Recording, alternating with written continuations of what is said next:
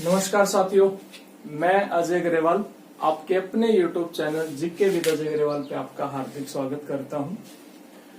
आज का हमारा टॉपिक रहेगा जैन धर्म। काफी विस्तार से पढ़ेंगे हम, काफी डेप्थ में, टोटली एनसीईआरटी बेस रहेगा ये। तो चलिएगा स्टार्ट करते हैं। देखिएगा दोस्तों, जैन धर्म की उत्पत्ति हुई है संस्कृत के जिन शब्द से। जिन शब्द का अर्थ होता है विजेता। क्लियर है? अब आपसे पूछा जा सकता है एग्जाम में कि जो जैन धर्म में महात्माओं को क्या कहते हैं, तो दोस्तों महात्माओं को कहते हैं निर्ग्रंथ। निर्ग्रंथ का अर्थ होता है बंधन रहित। क्लियर है? अब एक क्वेश्चन आपसे पूछा जाएगा कि जैन संस्थापकों को, या आप आचार्य भी बोल सकते हैं, जैन संस्थापकों को क्या कहा जाता है? तो दोस्तों जैन संस्थापकों को तीर्थकर कहा जाता है। क्लियर है? काफी इंपॉर्टेंट है एग्जाम के पॉइंट ऑफ व्यू से। जैन महात्माओं को निर्ग्रंथ और जैन संस्थापकों को तीर्थकर कहते हैं। अब देखिएगा, अब हम स्टार्ट करते हैं। अब जब तीर्थकरों की बात आई है तो आपको पता है कि जैन धर्म में 24 तीर्थकर हुए हैं, है ना? तो हम एक एक करके पढ़ेंगे। तो देखो, पहले जो तीर्थकर थे जैन धर्म में वो है आपके ऋषभदेव। ठीक है जी, ऋषभदेव। देखो दोस्तों, जैन धर्म का संस्थापक किसे कहते हैं? जैन धर्म का संस्थापक ऋषभदेव को कहते हैं। और ऋषभदेव का जो दूसरा नाम था वो नाम था आदिनाथ। ठीक है? ऋषभदेव का दूसरा नाम आदिनाथ। और ऋषभदेव का जो प्रतीक चिन्ह है वो क्या है? वो है वृषभ। क्लियर है? वृषभ को सांड कहते हैं। क्लियर है? इनका प्रतीक चिन्ह है वृषभ। दोस्तों इनका जन्म हुआ था अयोध्या में। इनका जन्म कहां पे हुआ था? अयोध्या में। और इनको निर्वाण की प्राप्ति हुई थी कैलाश पर्वत पर, जो आजकल शिव शंकर भगवान के लिए प्रसिद्ध है, कैलाश पर्वत। तो यहां पर इनको निर्वाण की प्राप्ति हुई थी। ओके, अब देखिएगा, ये आपको याद रखना है। ऋषभदेव के बारे में एक चीज और बता देता हूं मैं। दोस्तों जो 24 तीर्थकर हुए हैं ना जैन धर्म में, उनमें से मात्र 2 ऐसे हैं जिनका वर्णन ऋग्वेद में किया गया है। पहले हैं ऋषभदेव और दूसरे हैं अरिष्टनेमी। मैं आपको यहीं पे बता देता हूं। ऋषभदेव को भगवत पुराण के अनुसार, एक ग्रंथ हमारा कौन सा? भगवत पुराण के अनुसार ऋषभदेव को क्या कहा गया? ऋषभदेव को विष्णु का अवतार कहा गया है। क्लियर है दोस्तों? विष्णु का अवतार कहा गया है ऋषभदेव को। ठीक है दोस्तों, ये आपको याद रखना है ऋषभदेव के बारे में। हम एक बार दोबारा पढ़ते हैं। जैन धर्म के संस्थापक ऋषभदेव, अन्य नाम आदिनाथ, प्रतीक चिन्ह वृषभ या सांड, जन्म अयोध्या और निर्वाण की प्राप्ति हुई कैलाश पर्वत पे। और ऋग्वेद में इनका नाम आता है ऋषभदेव का। और भगवत पुराण के अनुसार ऋषभदेव को विष्णु का अवतार कहा जाता है। अब देखिएगा, कोई आपसे वैसे पूछ ले तो बता रहा हूं, इतना इंपॉर्टेंट नहीं है। जैन धर्म के दूसरे तीर्थकर थे अजितनाथ। कौन थे? अजितनाथ। और अजितनाथ का प्रतीक चिन्ह था गज, हाथी। ठीक है? अब देखिएगा, अब आपको ये हो गया पहला, और दूसरे भी होंगे। अब आपको दोस्तों एक याद रखना है 11वां। क्यों याद रखेंगे? देखो, जैन धर्म के 11वें तीर्थकर हुए हैं श्रेयांसनाथ।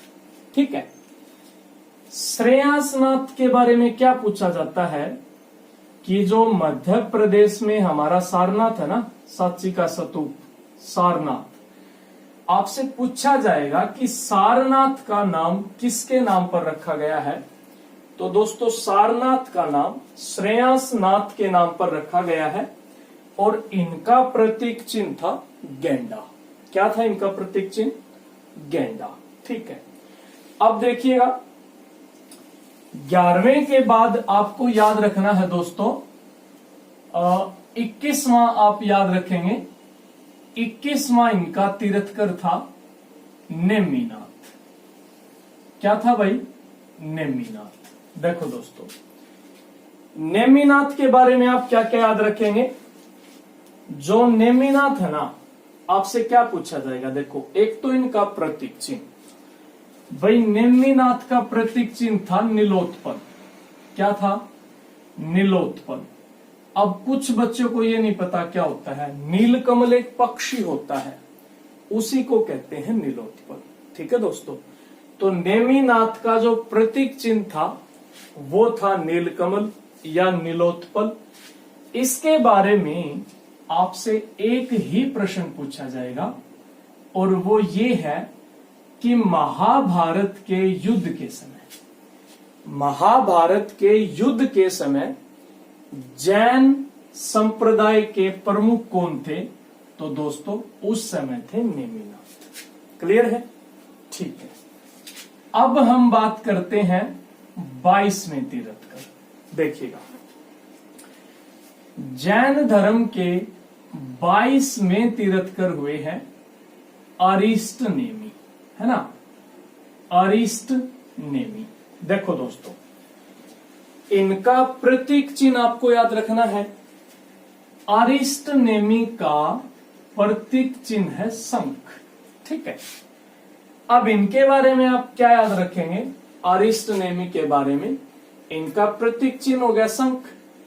एक मैंने आपको बताया था कि ऋषभदेव और अरिष्ट नेमि दो ही ऐसे हुए हैं जिनका वर्णन ऋग्वेद में मिलता है और भागवत पुराण में इनको कहा गया था विष्णु का अवतार, जबकि इनको वासुदेव कृष्ण का भाई कहा गया है।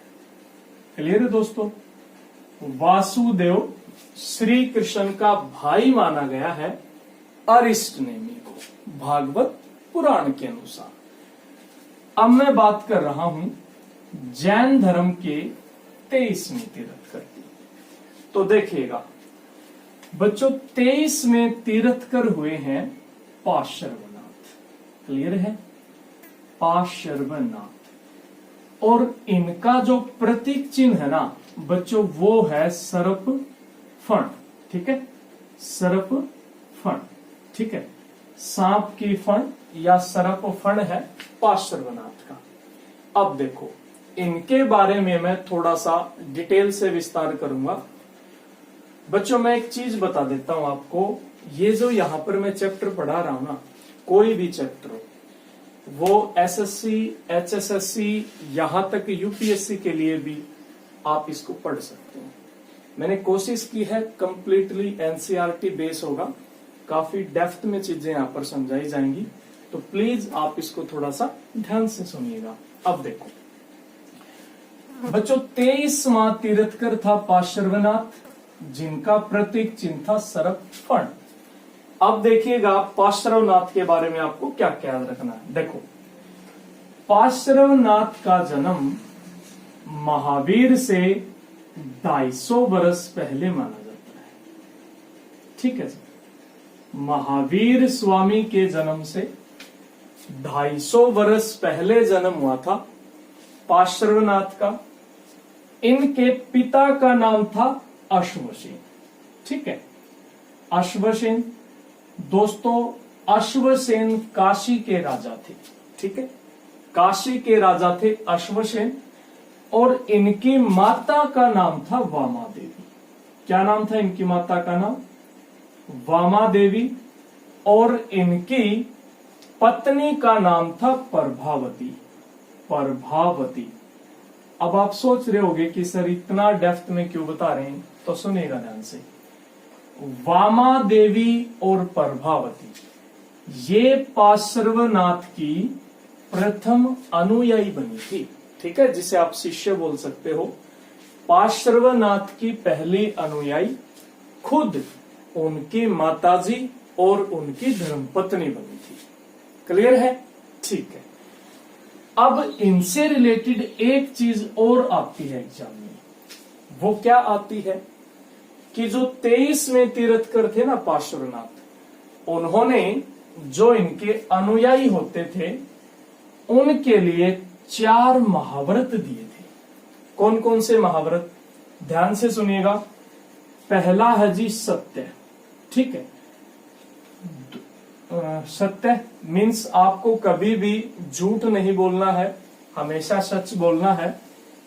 दूसरा था आपका अहिंसा, ठीक है, कि आपको किसी भी प्राणी के साथ या किसी भी मनुष्य के साथ या किसी भी जीव के साथ किसी भी प्रकार से हिंसा नहीं करनी है, आपको अहिंसा का पालन करना है।